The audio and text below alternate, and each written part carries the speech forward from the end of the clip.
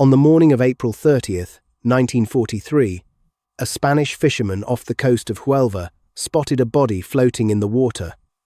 Dressed in the uniform of a British Royal Marines officer, a briefcase chained to its wrist. Within days, the documents in that briefcase had reached German intelligence, convincing Adolf Hitler that the Allies intended to invade Greece and Sardinia rather than the obvious, much closer target of Sicily. The officer in that uniform had never served a day in the military. He wasn't even really named William Martin. He was a homeless Welsh labourer who had died weeks earlier after eating rat poison, and his death, turned into an elaborate fiction by British intelligence, helped clear the way for one of the most important Allied invasions of the entire war. A piece of theatre performed entirely for an audience of enemy intelligence officers who never once suspected they were watching a play. This is the story of Operation Mincemeat. By the spring of 1943, with the long, grinding North African campaign finally won, Allied planners faced an obvious next move in the wider Mediterranean war. Sicily sat directly across the Mediterranean from the newly liberated coast of North Africa, close enough that capturing it would open Mediterranean shipping lanes entirely and provide a launching point straight into mainland Italy, so obvious a target, in fact, that German commanders had already reached the same conclusion without needing any spies to tell them, and had begun reinforcing the island's defences on that assumption alone. The problem facing British intelligence wasn't identifying the target. It was making the Germans doubt what their own strategic logic had already told them. A far harder task than simply keeping a real secret, since there was no secret here to protect only an obvious truth that needed to be actively undermined. Two officers, a naval intelligence officer named Ewen Montagu and an RAF officer named Charles Cholmondeley,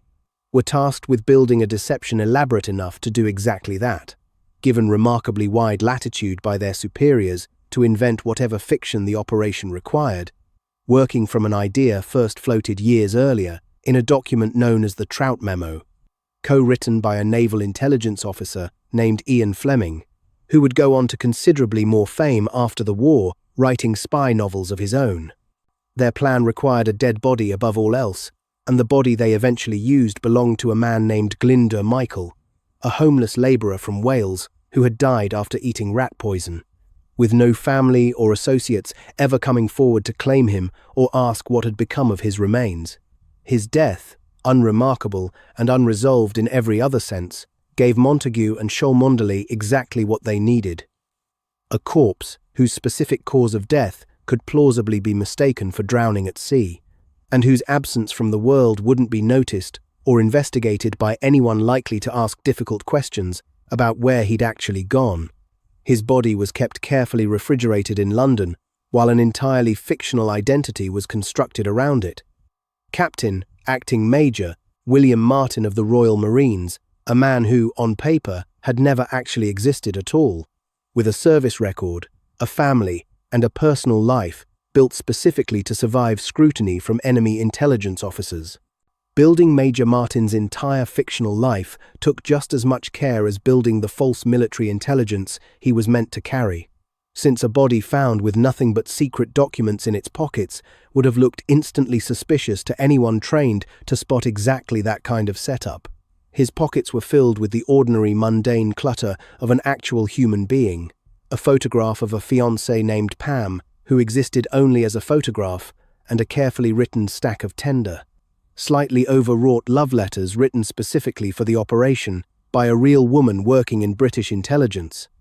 a receipt for an engagement ring, an angry letter from a father figure scolding him over money, a theatre ticket stub,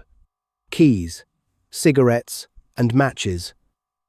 an overdue overdraft notice from his bank. None of it had anything directly to do with the invasion of Sicily. All of it existed to make Major Martin feel real, to anyone who examined his effects, like a genuine, slightly careless young officer, rather than a carefully assembled fiction built entirely around a stranger's corpse. The real weight of the operation sat inside a black leather briefcase, handcuffed directly to the body's wrist. Inside was a personal letter from Lieutenant General Sir Archibald Nye, Vice Chief of the Imperial General Staff, to General Sir Harold Alexander, the senior British commander in North Africa, a genuinely convincing document because Nye had actually drafted it himself, discussing real administrative details of the British Army alongside a discussion of reinforcements needed for an upcoming Allied attack on Greece and Crete, and framing any German intelligence about a possible invasion of Sicily as nothing more than a deliberate diversion meant to draw German attention away from the real target, further east. Montagu himself later noted that this framing gave the deception a built-in defense against its own failure, even if some genuine intelligence about Sicily leaked out through other channels. The Germans would simply interpret it as more evidence of the Allied deception plan rather than the truth it actually was. A second letter from Lord Louis Mountbatten to the commander of the entire Mediterranean fleet introduced Major Martin as an expert in amphibious landings, referenced the real and recently disastrous Dieppe raid with a tone of frank, self-deprecating British humour, and included an offhand joke about sardines a small,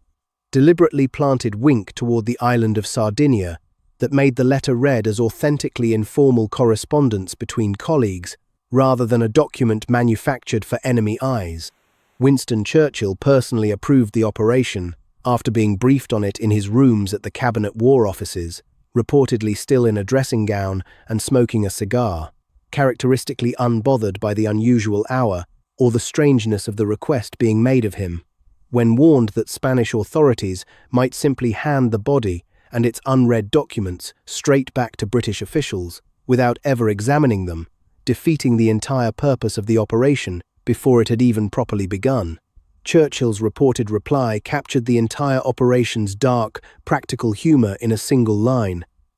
In that case, he said, they would simply have to get the body back and give it another swim. Final confirmation was passed to General Eisenhower, whose own invasion plans depended entirely on how convincingly the deception actually worked in the weeks before his troops ever reached the beaches. On the night of April 30th, 1943, the submarine HMS Seraph surfaced off the coast of Huelva, and its captain read a passage from scripture over the body before releasing it into the sea, maintaining the appearance of an actual burial at sea for the benefit of a crew mostly kept in the dark about what they were actually doing that night, some of whom genuinely believed they had just witnessed the funeral of a real fallen officer. Huelva had been chosen with real strategic care. Local currents were strong enough to reliably carry a body ashore rather than out to open sea. The town hosted both a German consulate with a capable vice-consul and an undercover German intelligence officer working under diplomatic cover, and local Spanish military authorities leaned sympathetically enough toward Germany, despite Spain's official neutrality, that they could be expected to share whatever they found rather than simply filing it away. A fisherman discovered the body the following morning, alerting local authorities to what appeared to be nothing more unusual than a drowned airman washed in from a plane lost somewhere over the water. An autopsy was conducted May 1st with the British consul present to help steer the process toward the conclusions the operation actually needed, and Major William Martin was buried with full military honours in the local cemetery the day after that.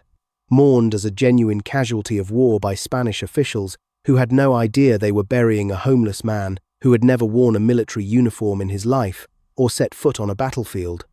British officials then staged a second, equally deliberate piece of theatre, a public, urgent demand for the return of the briefcase and its supposedly highly sensitive contents. Calculated specifically to convince Spanish authorities the documents were valuable enough to be worth examining and copying before handing them back, rather than simply returning them unopened as a matter of routine diplomatic courtesy. It worked exactly as intended.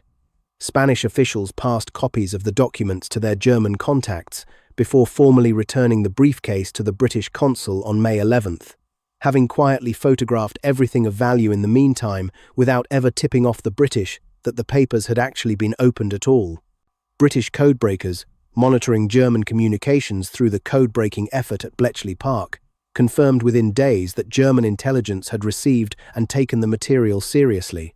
treating it as a genuine intelligence coup rather than a fabrication. On May 14th, Grand Admiral Karl Dönitz met personally with Hitler. referring directly to the captured mincemeat documents and recording his own disagreement with Mussolini's assessment that Sicily remained the most likely Allied target confirmation from the very top of the German war machine, that the deception had landed exactly where it needed to and was already shaping decisions at the highest level of German strategic planning. Germany responded by doubling the strength of forces sent to defend Sardinia and shifting additional divisions toward Greece and the Balkans, weakening the actual defences waiting for the Allies in Sicily itself at exactly the moment those defences needed, reinforcing rather than thinning. Montagu, meanwhile, kept quietly reinforcing Major Martin's fictional existence even after the main deception had already succeeded, arranging for his name to appear in the published list of British war casualties printed in the Times on June 4th. A listing that, by pure coincidence, ran the same day as reports of 2 other officers genuinely lost in a plane crash, and news that the film star Leslie Howard had actually been shot down and killed over the Bay of Biscay, lending Major Martin's invented death an unplanned but perfectly timed layer of additional credibility that no amount of deliberate planning could have arranged on purpose. The Allied invasion of Sicily, codenamed Operation Husky, launched on July 9, 1943, with more than 150,000 troops, hundreds of tanks, and thousands of supporting aircraft and ships converging on the island's beaches in one of the largest amphibious operations attempted anywhere in the war to that point. German resistance in the actual landing areas proved lighter than planners had feared, in no small part, because so many German reinforcements had already been redirected toward the targets Major Martin's forged documents had pointed them toward instead, leaving the real invasion beaches defended by forces that had been deliberately thinned out weeks earlier based on intelligence nobody on the German side realized had been manufactured specifically to mislead them. Remarkably, even after the real invasion was already underway, some German units continued redeploying toward Greece and Sardinia for a period afterward, apparently still convinced that Sicily itself was merely the opening move of a larger diversion rather than the actual objective. A testament to just how thoroughly the deception had taken hold at the strategic planning level. Sicily fell to Allied forces in just 38 days, far faster than the roughly 90 days planners had originally anticipated the campaign might take. A swift collapse that contributed directly to the fall of Benito Mussolini's government less than 3 weeks after the invasion began, as Italy's own fascist leadership concluded the war was already lost. It's worth being honest about how much credit Operation Mincemeat actually deserves for that outcome, since the operation's own dramatic story has sometimes crowded out a more complete picture of everything else that was happening at the same time. Military historian John Latimer has specifically cautioned that the relative ease of the Sicily campaign wasn't entirely the product of mincemeat or the wider deception effort it belonged to, Hitler's own long-standing distrust of his Italian allies, and his reluctance to commit additional German troops alongside an Italian army that already seemed close to collapse or surrender on its own, played a real and independent role in how lightly Sicily ended up being defended, regardless of what the Germans believed about the Allies' true intentions. Mincemeat mattered enormously, and the documentary evidence of German troop movements in response to it is genuinely striking. It just wasn't the only thing that mattered, and treating it as the single decisive factor risks overstating the influence of one operation at the expense of a more complicated, multi-causal reality that also included Hitler's own strategic instincts and his assessment of Italy's crumbling reliability as an ally. The full story stayed classified for years after the war ended, kept from public view, even as the broader outlines of Allied wartime deception efforts gradually became more widely known. Ewen Montagu eventually published his own account in 1953, titled The Man Who Never Was,